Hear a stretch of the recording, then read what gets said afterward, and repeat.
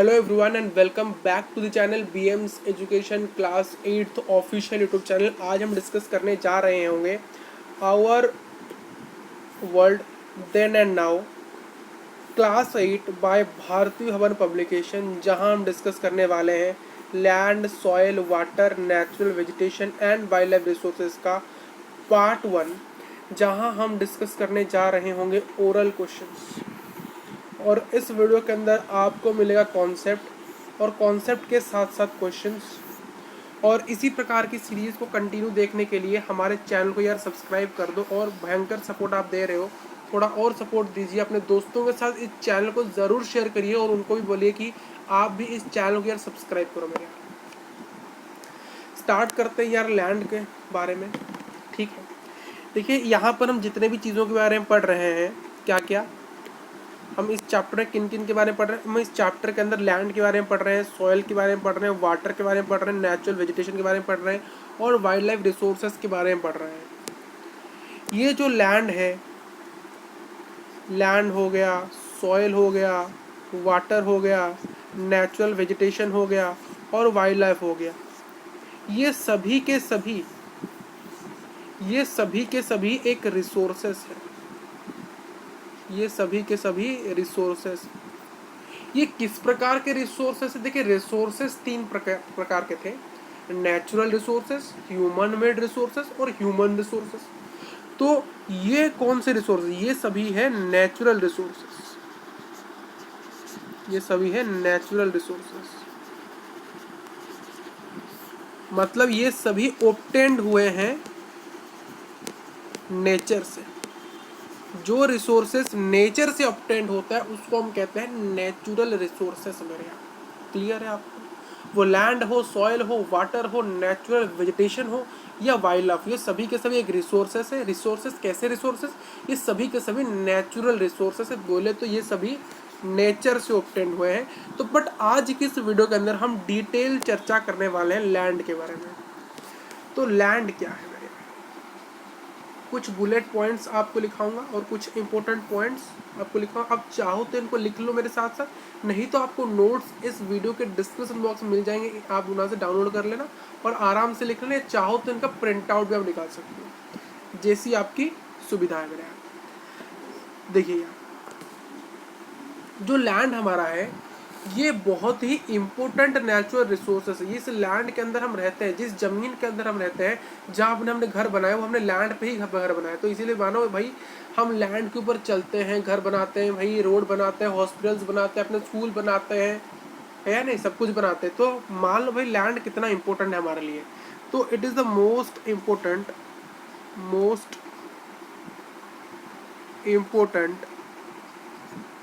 Natural resources, ठीक है। एक और चीज देखिए, ये मान लो पूरा हमारा अर्थ है। अर्थ के टोटल सरफेस में से हमारा जो लैंड कवर करता है अप्रोक्स 30%,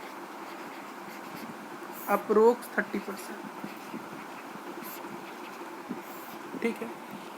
लैंड एक बहुत ही इम्पोर्टेंट नेचुरल रिसोर्सेस है, क्योंकि उसमें हम अपने मोस्ट ऑफ दी चीज़ें लैंड पे ही करते हैं। घर बनाते हैं, इंडस्ट्रीज बनाते हैं, फैक्ट्रीज बनाते हैं, दुकान बनाते हैं, रोड बनाते हैं, मशीनरीज, मैन्युफैक्चरिंग हब बनाते हैं, भाई सिलिकॉन वैली बनाते हैं, हर कुछ बनाते हैं हम लैंड के ऊपर। तो ये बहुत इंपॉर्टेंट नेचुरल रिसोर्सेस है।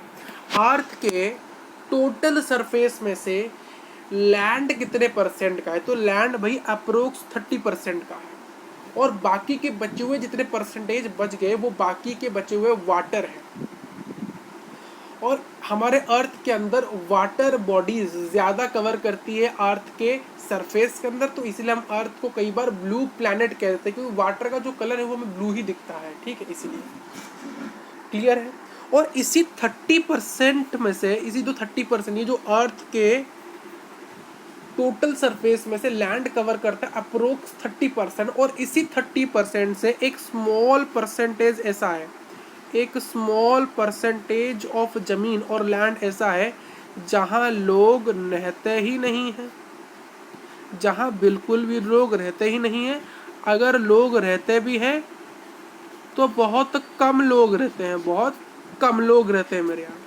यानी इस 30% में से कुछ ऐसे भी जमीन ऐसे हैं जिसमें बहुत कम लोग रहते हैं, या तो लोग रहते ही नहीं हैं, या तो लोग रहते ही नहीं हैं।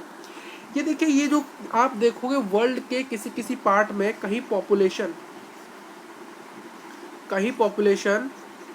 क्या है, कहीं पॉपुलेशन ज़्यादा होगी तो कहीं पॉपुलेशन बहुत कम होगी। ऐसा अनइवन डिस्ट्रीब्यूशन क्यों हुआ है? ऐसा अनइवन डिस्ट्रीब्यूशन क्यों हुआ है? ऐसा होने के दो कारण हैं। क्या? The varied characteristics of land की वजह से और वेरिड कैरेक्टरिस्टिक्स ऑफ क्या, क्लाइमेट की वजह से। ये वीसी का मतलब क्या है? वीसी का मतलब है वेरिड कैरेक्टरिस्टिक्स। वेरिड कैरेक्टरिस्टिक्स बोले तो डिफरेंट कैरेक्टरिस्टिक्स, लैंड के डिफरेंट कैरेक्टरिस्टिक्स के कारण कहीं लैंड प्लेन है तो कहीं प्लेट्यू है, कहीं माउंटेन्स है। तो इस प्रकार से भी पॉपुलेशन की डिस्ट्रीब्यूशन, माउंटेन्स में ज़्यादा लोग प्रेफर करना नहीं रहते, माउंटेन्स में ज़्यादा लोग नहीं रहेंगे, ज़्यादातर पॉपुलेशन प्लेन्स में ही रहते हैं। वेरिड कैरेक्टरिस्टिक्स ऑफ क्लाइमेट का ये पहला रीज़न था कि लैंड के डिफरेंट कैरेक्टरिस्टिक्स के कारण, और दूसरा डिफरेंट कैरेक्टरिस्टिक्स या फिर वेरिड कैरेक्टरिस्टिक्स ऑफ क्लाइमेट। कहीं क्लाइमेट बहुत हार्श है तो वहाँ लोग रहना प्रेफर नहीं करते हैं मेरे यहाँ। क्लियर है? क्लियर है मेरे यहाँ? ठीक है। देखिए, कुछ एरियाज़ है जहाँ पर बहुत कम लोग रहते हैं या फिर बिल्कुल भी लोग रहते नहीं है। उन नामों के कुछ एग्जाम्पल, उन जगह के कुछ एग्जाम्पल, जैसे कि मेरे यहाँ रग्ड टोपोग्राफी वाले एरियाज़, मतलब जिन एरियाज़ जो ऊबड़ खाबड़ ज़मीन होती है वहाँ पर भी लोग रहते नहीं है या तो बहुत कम लोग रहते हैं। ठीक। कुछ steep slopes of mountain area, steep slopes of mountains, ये एरियाज़। और क्या क्या है? लो लेइंग एरियाज़ है, लो लेइंग एरियाज़ हैं जहाँ पर वाटर लॉगिंग यानी बाढ़ आने का बहुत चांस होता है, ये एरियाज़। और जो डेजर्ट एरियाज़ हो गए, रेगिस्तान वाले एरियाज़ हो, जैसे सहारा डेजर्ट, थार डेजर्ट, ये सारे। थिक फॉरेस्ट हो गया, थिक फॉरेस्ट जैसे कि अमेज़न रेन फॉरेस्ट, ये सभी जो एरियाज़ है थिक फॉरेस्ट एरियाज़। ये जो एरियाज़ है, इन एरियाज़ में लोग रहते ही नहीं है, बोले तो स्पार्सली लोग रहते नहीं, मतलब अनइनहैबिटेड। यहाँ they are not habited, they habited नहीं है यहाँ पर। हैबिटेड यानी बहुत प्रकार के लोग एक जगह पर, ये हैबिटेड नहीं है, हैबिटेबल नहीं, लोग यहाँ रहते नहीं है। अगर लोग रहते भी हैं तो बहुत कम लोग रहते हैं। तो कम लोग रहने का मतलब कि बहुत स्पार्सली पॉपुलेटेड है, बहुत रेयरली पॉपुलेटेड है, मतलब बहुत कम लोग रहते हैं। इन जगह पर या तो लोग नहीं रहते, बिल्कुल नहीं रहते, अगर रहते भी है तो बहुत कम लोग रहते हैं, बहुत स्पार्सली लोग रहते हैं, स्पार्सली पॉपुलेटेड लोग यहाँ रहते हैं। तो लोग ज़्यादा कहाँ रहते हैं? आपको ज़्यादा पॉपुलेशन और ज़्यादा लोग, ज़्यादा जो लोग होते हैं वो आपको कहाँ देखने को मिलते हैं? वो आपको ज़्यादातर प्लेन्स एरिया में देखने को मिलेंगे और रिवर वैली में देखने को मिलेंगे। कहाँ पर? रिवर वैली और फिर प्लेन में आपको ये सभी लोग देखने को मिलेंगे। यहाँ पर आपको क्यों देखने को मिलते हैं प्लेन्स या रिवर वैली? क्योंकि ये जो एरियाज़ होते हैं, these areas are suitable for agriculture. ये सभी एरियाज़ जो हैं वो एग्रीकल्चर के लिए बहुत ज़्यादा सुइटेबल है। तो इसीलिए ज़्यादा लोग यानी ज़्यादा पॉपुलेशन आपको ज़्यादातर प्लेन्स एरियाज़ में देखने को मिलेगी या तो रिवर वैलीज़ में देखने को मिलेगी मेरे यहाँ। ठीक है, क्लियर है? और यही एरियाज़ ज़्यादा डेंसली पॉपुलेटेड है। ये एरियाज़ जो हैं प्लेन्स और रिवर वैलीज़, प्लेन्स और रिवर वैलीज़, ये जो एरियाज़ ये ज़्यादातर डेंसली पॉपुलेटेड एरियाज़ है, डेंसली पॉपुलेटेड एरियाज़। और ये सभी जो थे ये सभी स्पार्सली पॉपुलेटेड एरियाज थे, स्पार्सली पॉपुलेटेड, या तो आप कह सकते हो अनइनहैबिटेड, यानी यहाँ पर हैबिटेड ही नहीं थी, लोग रहते ही नहीं थे। ठीक है, और these are densely populated areas. Clear है? ठीक है, तो इसी के बेसिस पर एक क्वेश्चन हम कर लेते हैं। आपका ये रहा क्वेश्चन। तो ए पार्ट आज हम स्टार्ट कर रहे हैं। Part number A, answer the following question orally. In question को आपको ओरली आंसर करना है। तो क्वेश्चन नंबर 1 क्या कह रहा है? What percentage of the earth surface is made up of land masses. यानी अर्थ के सरफेस के अंदर, टोटल सरफेस के अंदर लैंड मासेस कितना परसेंट का है, कितना प्रतिशत है। तो यहाँ पर आंसर क्या है, 29% of the earth surface is made up of land masses. मैंने कहा था अप्रोक्सीमेटली 30%, तो 29% चलेगा। तो 29% जो है अर्थ के सरफेस में से वो लैंड कवर करता है, यानी ये जो अर्थ है पूरा, इस अर्थ में हमारा जो लैंड है वो कवर करता है 29%। मैंने आपको अप्रोक्सीमेटली 30 कहा था, आप 29% बोल दे एक्यूरेट, या फिर आप बोल दे अप्रोक्स 30 बोलने से भी चलेगा। जो 29% है अर्थ के सरफेस में से वो लैंड कंसिस्ट करता है, और ये 29% में जो लैंड है इनमें कॉन्टिनेंट्स भी हैं, आइलैंड्स भी हैं। जो 29% है अर्थ के टोटल सरफेस में, जो क्या है, लैंड। और लैंड कॉन्स्टिट्यूट क्या करता है, लैंड के पास क्या है, देखिए लैंड के पास कॉन्टिनेंट्स भी हैं, आइलैंड्स भी हैं, बहुत सारे क्या है, आइलैंड्स हैं। जैसे कि हमारे पास अंडमान निकोबार आइलैंड है, लक्षद्वीप, उसी पास कॉन्टिनेंट्स भी बहुत सारे, Asia continent, Europe continent, Africa continent, Antarctica continent, इस प्रकार से कंटिनेंट्स भी हैं। तो बाकी के देखिए जो बचे हुए 71% है, रिमेनिंग 71%, ये ज़्यादातर कवर्ड है अर्थ के सरफेस में से, वो वाटर कवर करता है इनको। और वाटर के पास क्या है, वाटर ज़्यादातर ओशंस हो गए, लेक्स भी होते हैं, रिवर्स भी होते हैं, और फ्रेश वाटर भी हो गए, यानी lakes plus rivers plus ocean plus fresh water, ये अर्थ के अंदर 71% कॉन्स्टिट्यूट करते हैं। और जो कॉन्टिनेंट्स प्लस आइलैंड्स जो कि हमारे लैंड को बनाते हैं, वो 29% कवर करते हैं अर्थ के टोटल सरफेस में से। तो ज़्यादा अमाउंट अर्थ के सरफेस के अंदर क्या है, वाटर बॉडीज़ है, ठीक है, वाटर बॉडीज़ है। और वाटर का कलर ज़्यादातर ब्लू होता है, तो इसलिए हम अर्थ को कई बार ब्लू प्लैनेट भी कहते हैं, जो अर्थ का निक नेम है। अब स्टार्ट करते एक नया टॉपिक गाइज। हमने लैंड के बारे में पूरा पढ़ लिया है, अब हम देख लेते हैं क्या, लैंड यूज।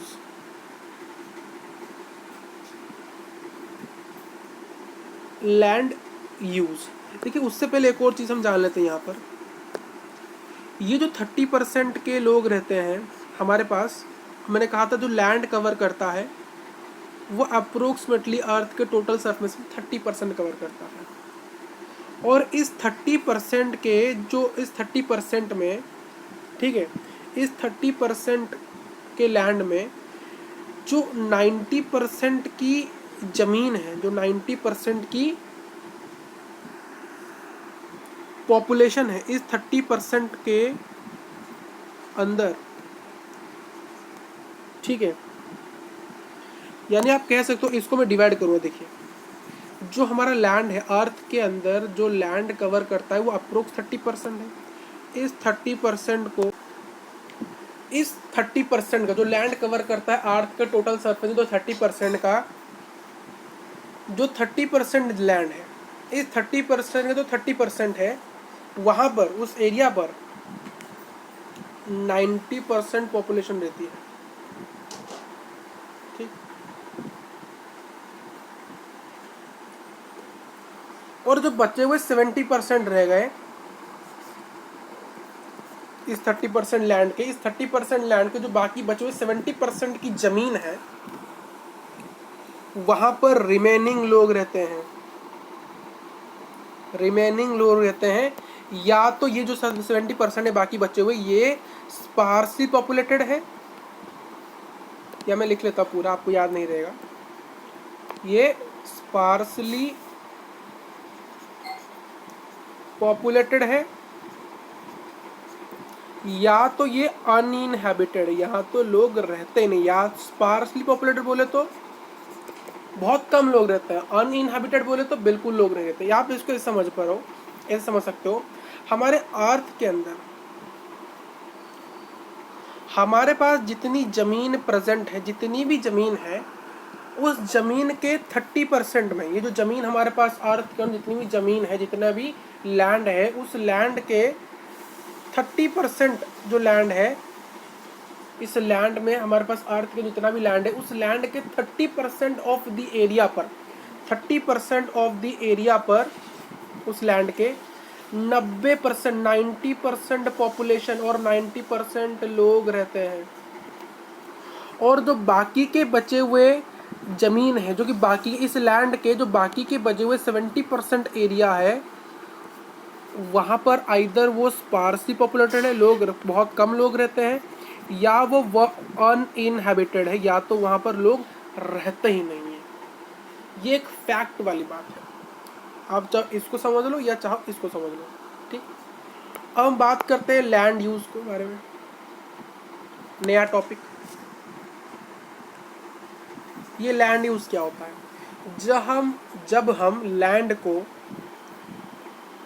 डिफरेंट पर्पस के लिए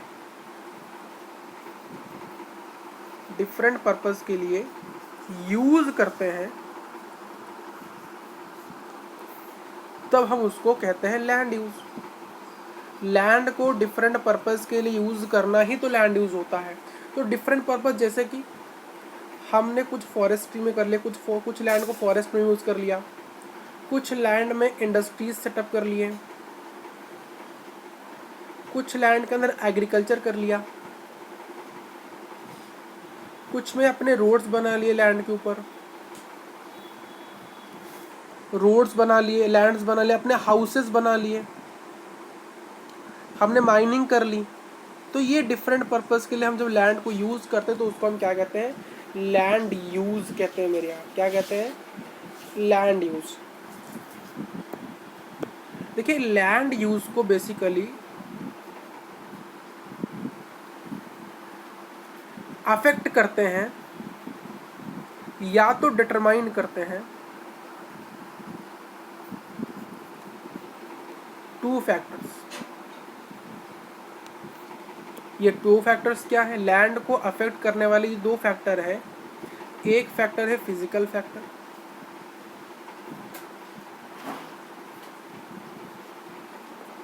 एक है ह्यूमन फैक्टर। फिजिकल फैक्टर जैसे कि उस जगह का टोपोग्राफी क्या है, प्लेन है, प्लेट्यू है, या फिर माउंटेन। तो उसी प्रकार से हम लैंड को यूज़ किया जाएगा। माउंटेन तो किसी और के लिए यूज़ किया जाएगा, प्लेन है तो किसी और के लिए यूज़ किया जाएगा, प्लेट्यू है तो किसी और के लिए यूज़ किया जाएगा।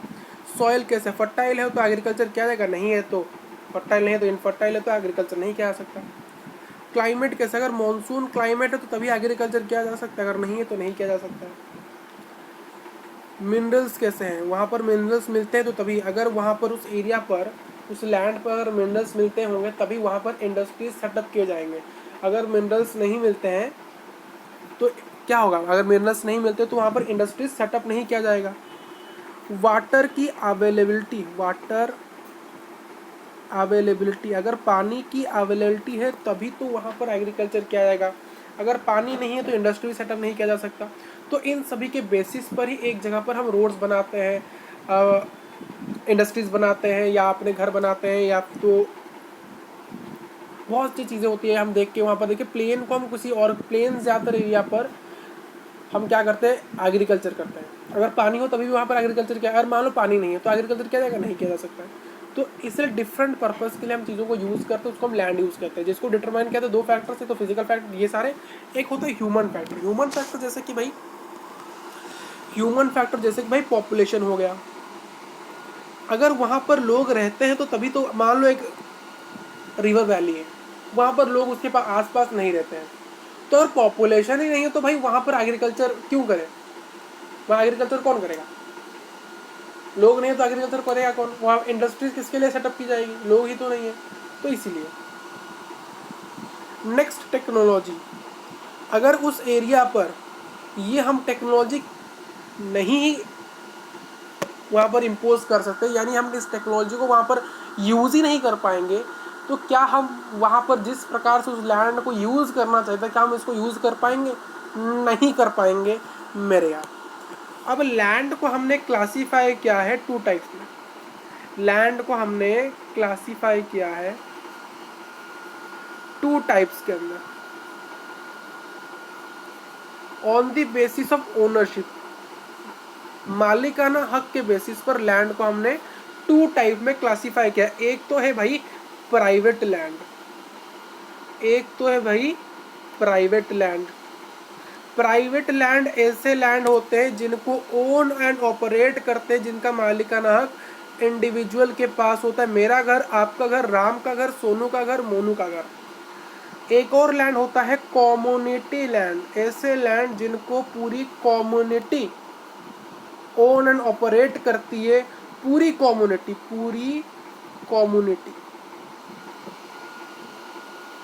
जैसे कि मेरा पब्लिक पार्क हो, जो पब्लिक पार्क है वहाँ पर उस जगह की पूरी कम्युनिटी जा सकती है। अगर किसी डिस्ट्रिक्ट के अंदर मान लो कोई पार्क है, उस पार्क के अंदर उस डिस्ट्रिक्ट के सभी लोग जा सकते हैं।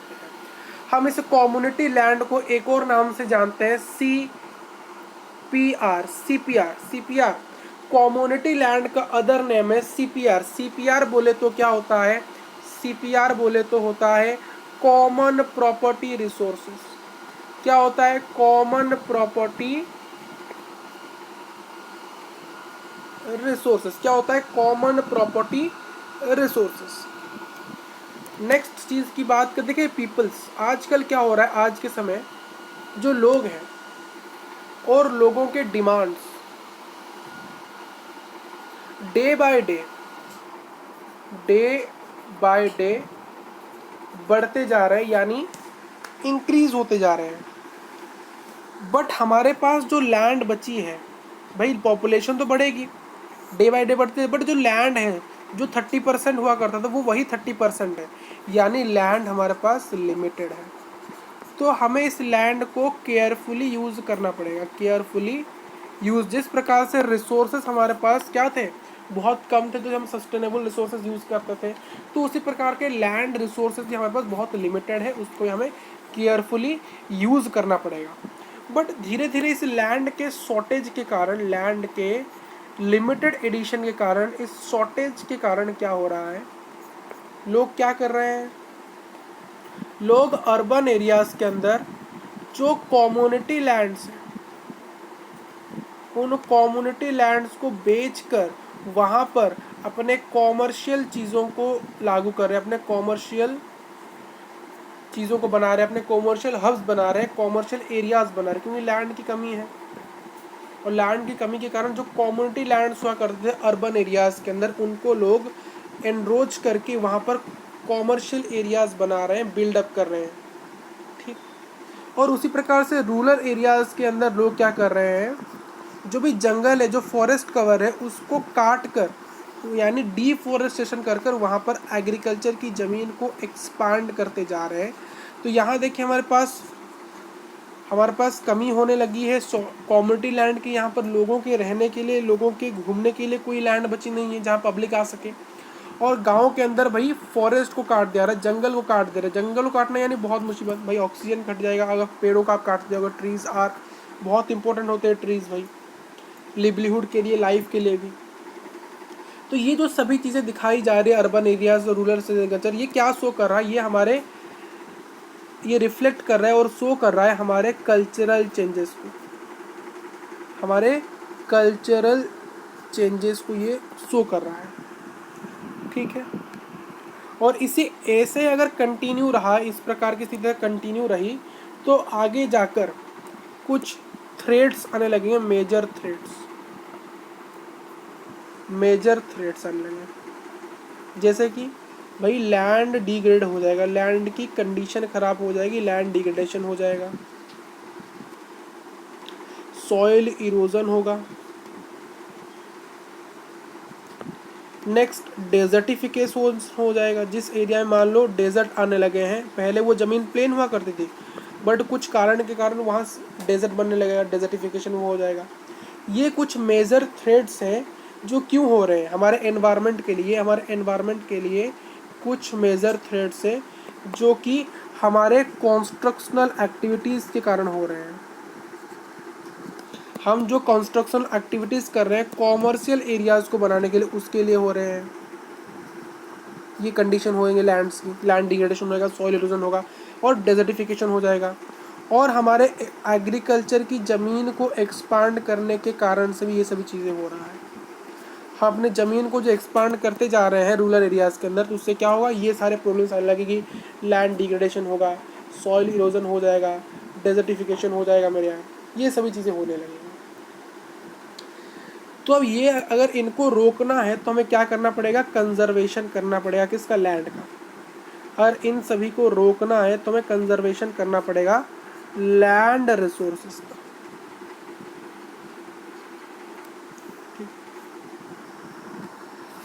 तो कंजर्वेशन कर कैसे करेंगे?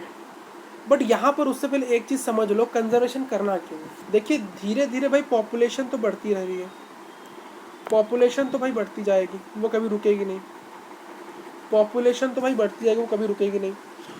पॉपुलेशन बढ़ेगी नहीं, लोग बढ़ेंगे, लोग बढ़ेंगे तो लोगों की डिमांड भी बढ़ेगी। लोगों को बहुत कुछ चाहिए भाई साहब, लोगों को डिज़ायर बहुत है, इच्छा बहुत है, तो डिमांड बढ़ेगी। अगर डिमांड बढ़ेगी और लोग बढ़ेंगे, लोगों की डिमांड बढ़ेगी, बहुत लोग बढ़ेंगे तो बहुत लोगों को घर भी चाहिए, लोगों को घर चाहिए, तो घर बनाने के लोगों को ज़मीन चाहिए। अब इतना तो ज़मीन है नहीं कि हर कोई अपना घर बना ले, ज़मीन तो है नहीं, शॉर्टेज होने लगी ज़मीन की, तो लोग क्या करेंगे भाई, फॉरेस्ट का डिस्ट्रक्शन करेंगे अपना घर बनाने के लिए, फॉरेस्ट का डिस्ट्रक्शन करेंगे, फॉरेस्ट को काट देंगे। और जितने भी सारे हमारे एरेबल लैंड्स, एरेबल लैंड्स ऐसे लैंड होते हैं जो कि सूटेबल है एग्रीकल्चर के लिए, उन लैंड्स को एग्रीकल्चर पर्पस ना रख के वहाँ पर उनको भी अपने घर बनाने के लिए यूज़ करने लगेंगे। अगर पॉपुलेशन बढ़ेगी तो बहुत उनकी डिमांड बढ़ेगी, डिमांड बढ़ेगी तो उनको बहुत घर चाहिए, तो घर चाहिए तो ज़मीन खरीदेंगे। अगर ज़मीन नहीं होगा बचा हुआ तो वो क्या करें, जंगलों को काट के वहाँ घर बनाएंगे, वहाँ प्लॉटिंग कर देंगे। अरबन लैंड जो एग्रीकल्चर वाले लैंड से उनको यूज़ करेंगे अपने घर बनाने के लिए। तो इस प्रकार जो फॉरेस्ट लैंड है अरबन लैंड से, इनका भी क्या होने लगा, इनका भी डिस्ट्रक्शन हो जाए, इनका क्या हो जाएगा मेरा, इनका भी डिस्ट्रक्शन हो जाएगा। डिस्ट्रक्शन होने से एक खतरा है, एक फियर ऑफ लूजिंग हो जाएगा। क्या, किसका खतरा है, किसको खोने का खतरा है, हमें नेचुरल रिसोर्सेज खोने का खतरा है। भाई हमें पता है कि हम ह्यूमन मेड रिसोर्सेज बनाते कैसे हैं, नेचुरल रिसोर्सेज को मॉडिफाई करके। अगर नेचुरल रिसोर्सेज ही नहीं रहा तो ह्यूमन मेड रिसोर्सेज भी नहीं रहेगा। अगर ह्यूमन मेड रिसोर्सेज नहीं रहा, अगर ह्यूमन रिसोर्सेज बना ही नहीं पा रहे तो काहे कि ह्यूमन आज रिसोर्सेज, तो ह्यूमन रिसोर्सेज भी नहीं रहेगा। तो इस नेचुरल रिसोर्सेज की वजह से बाकी के दो टाइप्स ऑफ रिसोर्सेज जनरेट होते हैं। भाई नेचुरल रिसोर्सेज है तो ह्यूमन मेड रिसोर्सेज है, तो ह्यूमंस अपने स्किल्स नॉलेज को, कुछ चीज़ को, नेचर को यूज़ कर बना पा रहे हैं, तो इसलिए ह्यूमन रिसोर्सेज भी हैं। अगर ये नहीं तो ये दोनों भी नहीं रहेंगे। अगर नेचर ही नहीं तो नेचर को मॉडिफाई करके ह्यूमन मेड रिसोर्सेज नहीं बनेगा। अगर ह्यूमन मेड रिसोर्सेज नहीं रहेगा, लोग अपनी नॉलेज स्किल को नेचर के ऊपर यूज़ ही नहीं कर पाएंगे, तो लोग भी एक रिसोर्सेज नहीं रहेंगे, पीपल भी एक स्पेशल रिसोर्स नहीं लेंगे, वो सिंपली एक लोग बन जाएगा। They are also not resources. तो ये दोनों ही एग्जिस्ट नहीं करेंगे मेरे यहाँ। क्लियर है? तो मेथड्स क्या है, क्या मेथड्स, ऐसे क्या मेथड्स हैं कि हम लैंड को कंजर्व कर सकें, लैंड को कंजर्व कर सकें। जैसे कि हम पहले क्या करते थे, पेड़ों को काटते थे, डिफॉरेस्टेशन करते थे, बट आपको नहीं करना है। अब आपको क्या करना है, अब आपको अफॉरेस्टेशन करना है। एफॉरेस्टेशन करना है मतलब आपको पेड़ लगाने पड़ेंगे। इससे लैंड के ये जो समस्या है, कौन समस्या, ये जो समस्या, ये तीनों के तीन, land degradation, soil erosion, desertification, ये खत्म हो जाएंगे। ठीक, हमें लैंड रिक्लेमेशन करना पड़ेगा, लैंड रिक्लेमेशन।